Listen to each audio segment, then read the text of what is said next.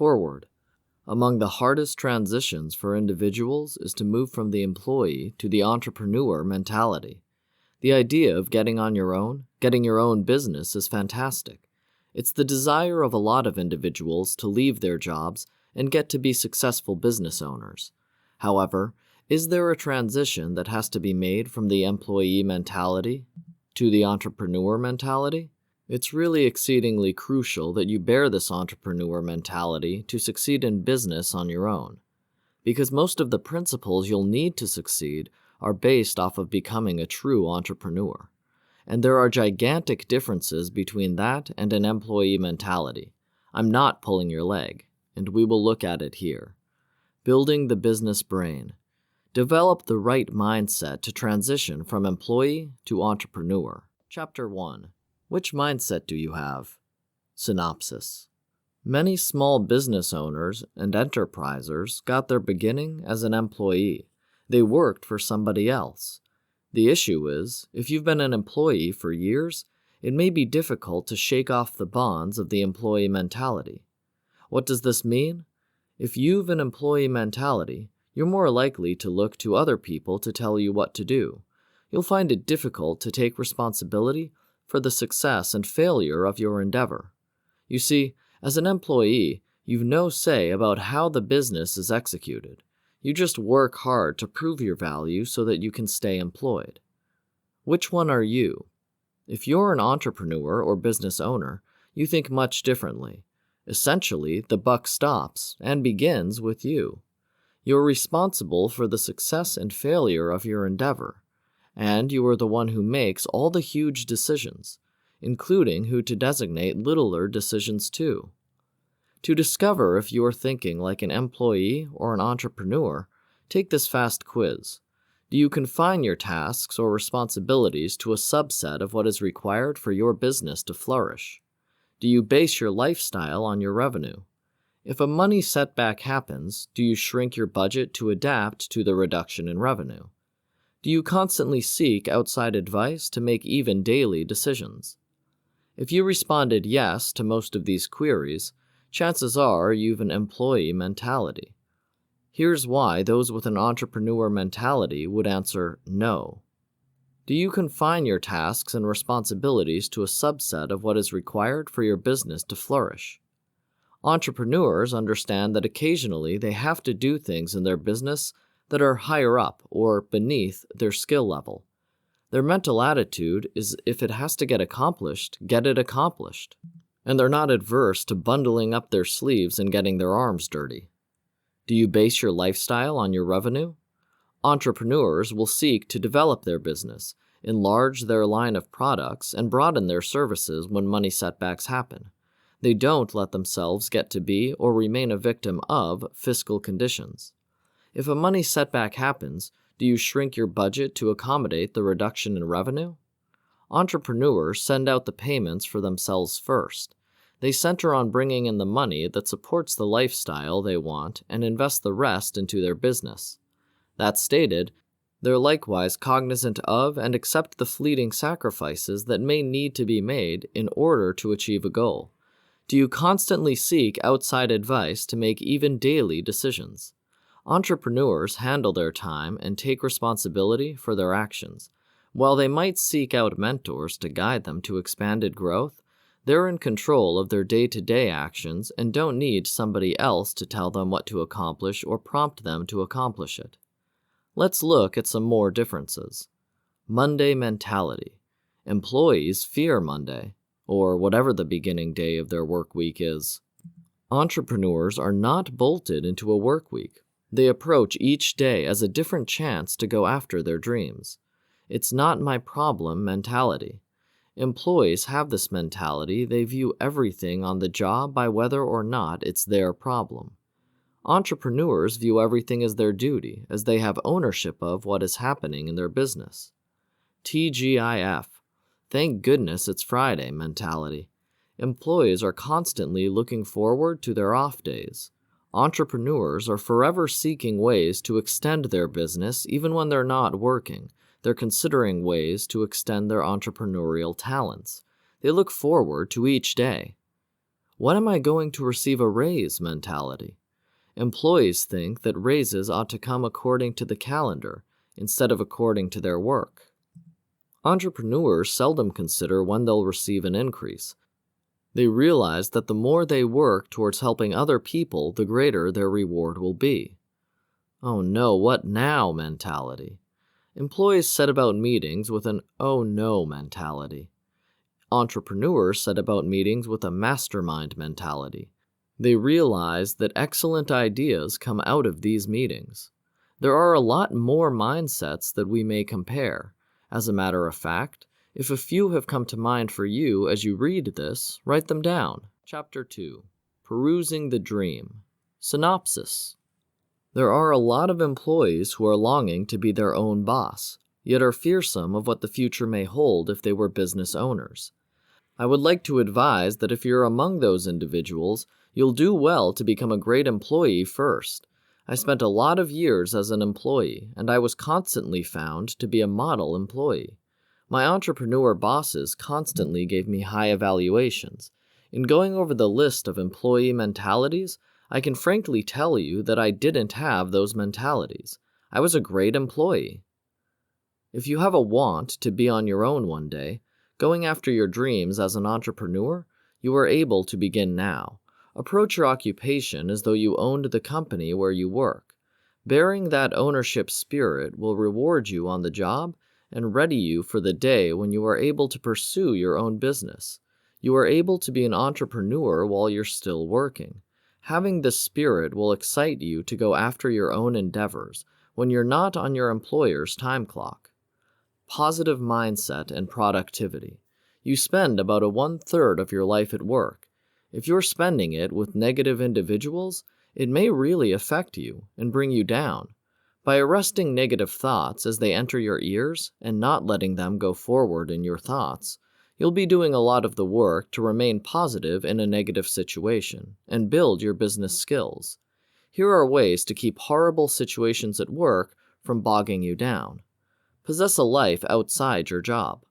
Keep acquaintances who have a good grasp of reality and with whom you are able to share a life that's totally unrelated to the job you do. Refuse to even discuss your work outside work hours, particularly if the environment is toxic, except when it comes to the ideas for your own business. Recognize that most of what goes on at work, and most of the negativism, even that directed at you, isn't about you. Think about the stress your colleagues are facing at work, at home, and in their personal lives, and comprehend that they're projecting and displacing their angriness onto you and other people around them as well. Remember that dealing with people is crucial to being an entrepreneur. Refuse to let your colleagues' workaholic ambitions and self-conduct seep into your system. It's simple to start letting negative conduct creep in by agreeing with perspectives or taking sides. Rather, choose to rise above it all by staying neutral. Defend your thoughts. They sooner or later become your reality. Make certain the negativism around you doesn't continue playing in your head. Play music at your desk at a reasonable volume if you think it helps center you. Take breaks to collect your thoughts. Keep favorable reminders and quotes and pictures around your workspace about what you are trying to learn and accomplish. Truly think about your options for beginning your entrepreneur journey. A few bosses may be emotionally abusive. If the company surroundings don't look likely to change, evaluate whether this is truly the best place for you and ways you can start your own thing soon. You spend 8+ hours a day at your desk juggling calls, emails, and correspondences. All the same, the stack of paper on your cluttered-up desk continues growing taller. You eat more meals at the office than you do at home, and you're still hardly meeting your deadlines. Discover ways to keep away from time traps and to improve existing procedures to be not only more productive at work, but much less stressed, and to develop skills that you can use in your own business. Notice time wasters. Standard culprits are instant messaging, net surfing, personal calls, and gossip with colleagues. The minutes spent on these misdirections may become hours of lost time and lost productivity. Determine limits on these actions and discover ways to politely end conversations. Confine distractions and interruptions. Schedule times to follow up and respond to mail, email, and voicemail. If conceivable, switch off instant messenger programs and don't answer personal calls while you work at other tasks. Coordinate and prioritize. If you're consistently searching for items on your cluttered-up desk, allow time to organize files, tools, and equipment. Keep paper and electronic files in marked folders. On your PC, produce shortcuts and favorites to help find items rapidly and easily. Utilize a single portable calendar to track all meetings, dates, and deadlines. Produce a schedule to begin and finish a given task and stick to it. Start and finish tasks on time. A daily or weekly to-do list may likewise be a helpful tool to stay on track and remain productive. Be truthful with yourself about your fortes and failings, and then budget time and jobs accordingly. It may be helpful to do the things that you like the least first, as they might be more time-consuming and you're more likely to finish more interesting activities. Compose agendas for meetings and remain inside the allotted time. Inefficient meetings that go late are a huge cause of productivity loss. Put down all key information like date, time, attendees, schedule items, and action items when taking notes. This might save considerable guessing later. When in doubt, document. Learn to utilize new and better tools to accomplish your work and invest a little time in learning to utilize existing tools more efficiently. Discover a coach or mentor or take a class in time management, organizational strategies, and productive business communication. Take breaks. This might seem conflicting when you are swamped. All the same, crunch time is when it's even more crucial to stay clear and centered. It's easy to make errors and when feeling deluged. Actually, schedule breaks into your day if essential. Even a short walk around the building may clear your head and bring down stress, which promotes productivity. Chapter 3. Learn to listen to customers. Synopsis. Watch and learn from your people you work with because they frequently demonstrate the habits you'll need to have when you're living the life of an entrepreneur, like how to listen to customers. Notice what people want. There's a lot of discussion about listening these days. Listening is among the most crucial skills that you are able to learn. If you're able to really stop and listen to your customers, you are able to pave the path to ongoing business success. Listening calls for paying attention and reacting to the needs and wants of customers. If you want to have your own business, you have to practice the art of active listening. It is not good enough to react to clients. You have to be able to anticipate their needs. Listening to clients is about placing your company to be the answer to buyer needs, ideally previously them even asking. Listening is likewise about getting involved with your clients. This includes really spending time with them, exploring things that are significant to them, studying magazines and books that are written for them, and being an authority in the things that matter to them. Your business ought to have an ideal customer. This is the prototype of the perfect client for you. You need to draw in this sort of client, and the more of your clients that fit the ideal, the better. So, it adds up that this is the sort of client you ought to be paying attention to. A client is somebody who's purchased from you or the company you work for, but it's likewise someone who may purchase from you. You ought to treat clients, prospects, and general public with equal respect. All the same, you ought to spend your time listening to the individuals who you most want as clients. Listening may and ought to occur every place. That being stated, you are able to hone your listening by utilizing particular tools and strategies. Offline, you ought to be conducting client surveys and just be getting out and talking to clients and people. Go to trade shows and conferences that are likewise attended by your ideal clients. If there are none in your area, begin one. As your expertness grows, you might want to think about doing a few speaking engagements. This is an awesome way to meet people and to get individuals to tell you about the problems that they face. Online, the openings are endless. You are able to listen on Twitter with the help of Twitter search. You are able to track keywords and phrases across the net utilizing Google Alerts. Forums are a great place to listen. You are able to likewise produce your own listening posts with a blog or podcast. Sure, this is about you talking, but it will likewise force you to explore and learn about your clients, and you are able to encourage dialogue and reader comments. Make sure to listen where clients are talking. If you will be able to find out where ideal clients congregate, online and offline, then you have to be there too. Active listening will help you to better comprehend and connect with your clients.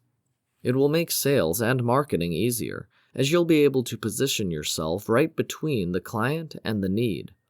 Becoming a great listener will likewise endear you to the individuals you wish to reach.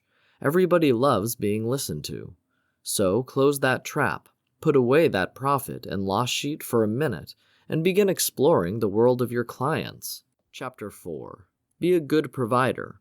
Synopsis. We all supply value in the workplace, either by the work we inject as an employee or with the products and services we sell in our business. A great performance review might not be enough to guarantee a promotion or even to keep your line of work. In addition to that, a high-quality product or service might not be enough on its own. Give first mentality. Value is in the eye of the observer. Think about how much more you must pay for an umbrella on a showery day. Workers who are simple to get along with and reliable with assignments will be more useful to their manager than somebody who produces stress in team meetings and on a regular basis misses deadlines. In addition to that, a product will be more useful to a consumer if his or her favorite famous person endorses it, if it's on sale, or if it includes a contributed bonus. At the same time, we're becoming desensitized to ads. We've gotten to be wary of bonus offers, upsells, and add-ons. We're seeking authenticity. That's what we value today. Given the expanded rivalry in the job market, workers have to establish their value to the company in order to get and keep their lines of work, as well as to move ahead to higher positions and acquire customers when it comes to having the entrepreneur mindset. A lot of consumers are feeling whipped and worried, and are guarding their buys cautiously. On the other hand, we're in the middle of a virtual flood of sales offers. No deficit there. Consumers are picking out the products and service they perceive to be the most useful. You absolutely have to maximize the sensed value of what you offer. But you likewise need to support yourself and your loved ones. So what do? Seek things you are able to add on to your products and services that won't cost you a great deal, but are still really useful, e.g., a downloadable ebook or accompanying CD. Approach somebody who has a complementary business that services your market, and ask him or her to chip in an additional product or service. It's a win-win, as they acquire the exposure to your clients or customers, and you get the extra value for your offer. Add to the sensed value of your product or service by including case studies and/or recommendations. Think about who may have the peak level of societal capital for your audience. Typically, this will be somebody whom your leads may relate to as having like challenges and conditions, or somebody they look up to for having accomplished what they're attempting to accomplish. Once you consider ways to amp up the sensed value of what you provide, put yourself in your customer's shoes. Is there something about your product or service that you brush aside, but that other people find useful? If you're not certain, survey satisfied buyers and customers. Workers and business owners, make yourself essential to your team by demonstrating yourself as a connector. Listen for matters that individuals require and match them with individuals, products, or services that have them. Naturally, do this for work projects and additional office tasks, but likewise extend it to personal issues. For instance, if somebody tells you about an awesome holiday spot and somebody else is planning their next trip, suggest that the two individuals chat about it. Point out the added value you're already giving to your customers. Maybe you regularly catch clues that everybody else misses. Don't simply assume your clients will notice. Point them out in an email or blog post. In this crowded market, competitive business market, and challenging economy, there are chances for the cream to rise to the top. Make certain you remind individuals of your value, why you're the cream as an entrepreneur. Chapter 5. Find a mentor and coaching. Synopsis. A mentor is an individual with more experience in business, or merely in life, who may help an entrepreneur hone her or his powers and advise him or her on piloting fresh challenges.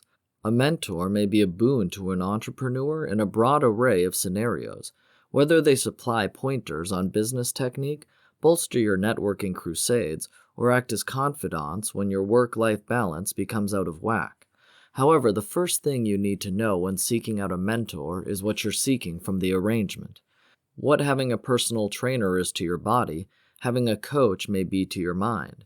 Utilizing a coach appears to be the latest way for some individuals to get ahead in today's gaga business world. Learn from others. What may your mentor do for you? Ascertaining what type of resource you require is an imperative step in the mentor hunt. Beginning with a list is a good opening. You might want somebody who's a great listener, somebody socially connected, somebody with expertise in, suppose, marketing, person accessible. Ideally, you may find a mentor with all of these characteristics, but the reality is you might have to make a few compromises. After you count the characters you're looking for in a mentor, split up that list into wants and needs. The following step is to do an informational interview with many candidates and then go back to your standards. That way you don't get blown away by chemistry and you remain centered on your business or personal reasons for needing a mentor. By judging a combination of the qualitative and quantitative properties of each of your likely mentors, a prime candidate will come forth. Bear in mind that it might be advantageous to have more than one mentor. If you think that you might monopolize too much of your mentor's time, then several mentors might be the answer. The benefits of having multiple mentors is that you are able to get a lot of assorted viewpoints, and when you have many mentors at a time, if they're seated around a table, the synergy between the mentors truly helps move your thinking along. How to discover a mentor. Begin with loved ones and friends. When seeking a mentor, begin close to home, really close to home. Occasionally, you are able to talk to your own relatives or friends, individuals who you trust, who you know, who you are able to sit and say, "Gee, what do you feel about this?" Think about those in your broadened network. If your friends and loved ones provide you enough unsought advice already, and you don't believe that's the route for you, your leftover options are individuals who don't know you as well or don't know you in the least yet. How do you ask for such a huge commitment from a virtual stranger? The opening move is to get hold of your network of contacts. A positive word from a common acquaintance may go a long way toward getting a mentoring relationship off to a great start.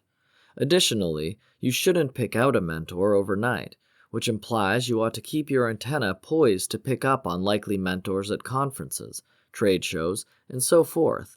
Meeting with a future mentor in person helps construct a rapport, and you may wish to wait till that connection develops before tossing out the question. Think about total strangers. Perhaps none of the individuals in your network seem like a great fit for you. Begin doing a little research. Profiles of business owners in magazines and papers may key you into somebody who equals your style, but when you have a few prospects, go forward delicately. Discover as much as you are able to about the likely mentor and attempt to schedule a brief interview by telephone, saying you have a few particular questions or simply generally wish to pick their brain. You ought to travel to them and, particularly at first, make it as simple for them to help you as you are able to. At the end of your beginning interview, if it appears to have gone well, you may broach the idea of speaking once again, whether by telephone or in person, sometime in the time to come. Over time, if they feel receptive, you may bring up the idea of a more conventional mentoring relationship with more particular parameters and goals. Think about the rivalry. Well, not your direct rivalry. For instance, if you're in retail selling windsocks, somebody selling kites isn't in direct rivalry with you, but may still have a few insights into the outdoor product industry. If you have a brick-and-mortar store, you may even call somebody who does precisely what you do in a faraway location. Suppose you're in New York City and they're in Arizona. However, the web is increasingly placing retailers even on different continents in rivalry, so step lightly. A different hint would be to seek out counsel from somebody at a business larger than yours who may be less likely to view you as rivalry. Tap your field.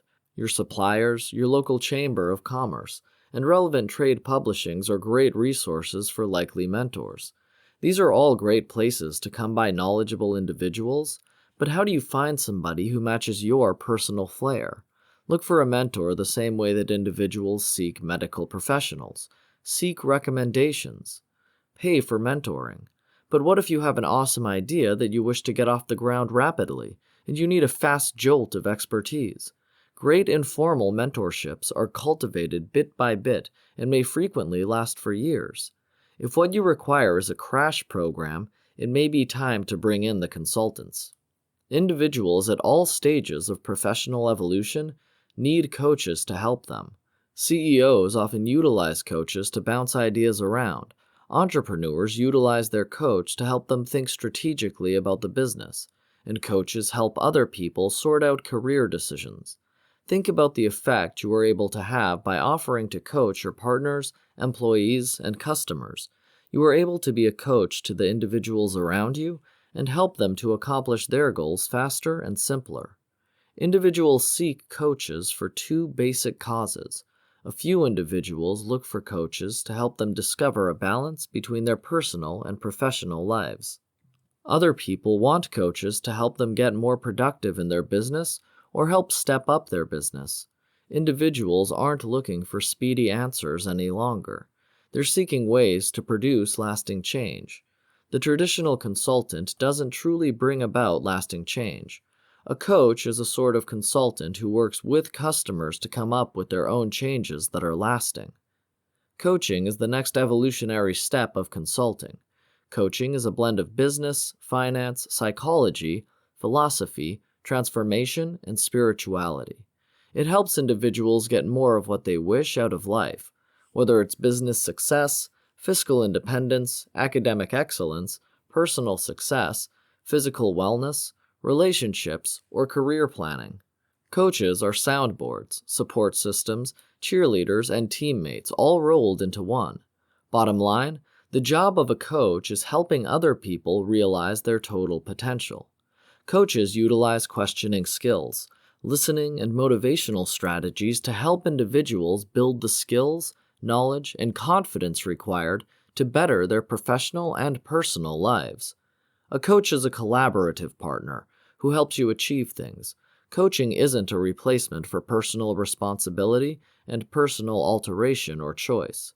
You require a coach if your business isn't performing as well as you wish. You feel you're working harder and are less gratified. Your business is doing well, and you're getting sick of working so hard. A big downsizing in your company is causing big change in the work surroundings.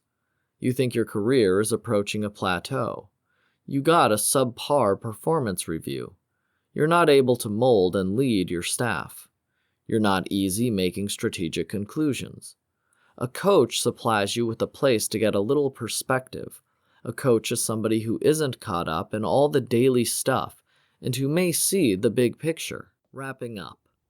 Once I decided to follow up on my entrepreneurial urges, the conversion from employee to entrepreneur was easier because I initially developed the entrepreneur spirit while working and utilized the time to keep an eye on situations and formulate the skills I would need in order to be successful. You are able to transition to an entrepreneur mentality too, and I trust you will.